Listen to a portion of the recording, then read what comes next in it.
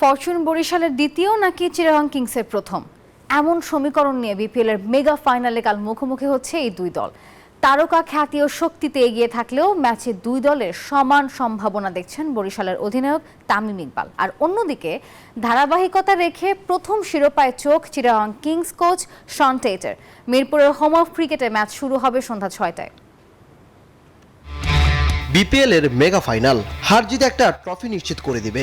ফাইনালের আগে বরিশাল শিবিরে নেই কোনো বাড়তি উত্তেজনা, অনুশীলনে সবাই যেন একটা সাধারণ দিনের মতো। কিন্তু আসল যুদ্ধের আগে সৈনিকরা যেমন প্রস্তুত হয়, তেমনি তামিম ইকবালদের প্রস্তুতিও চূড়ান্ত।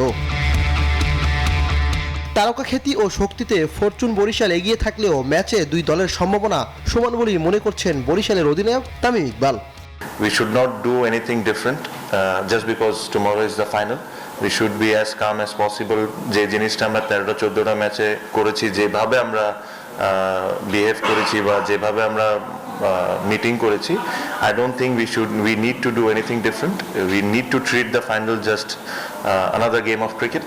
অন্যদিকে শক্তি সামর্থ্য কিছুটা পিছিয়ে থাকলেও চিটাগং কিংসের আত্মবিশ্বাস তুঙ্গে। হাতে মাত্র একদিনের বিশ্রাম, তারপরও সেরাটা দিতে চায় মাঠে। তাদের সামনে ইতিহাস গড়ার হাতছানি। আমি আত্মবিশ্বাসী লড়াইটা 50-50 হবে। বরিশাল শক্তিশালী দল, তবে আমরা চাইবো মোমেন্টাম ধরে খেলতে।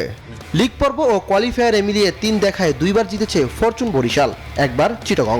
তবে পরিসংখ্যান নয়, শিরোপার জন্য লড়বে দুই দলই। অপেক্ষা এক রোমাঞ্চকর ফাইনালের। ইমরান হোসেন, নিউজ 24, ঢাকা।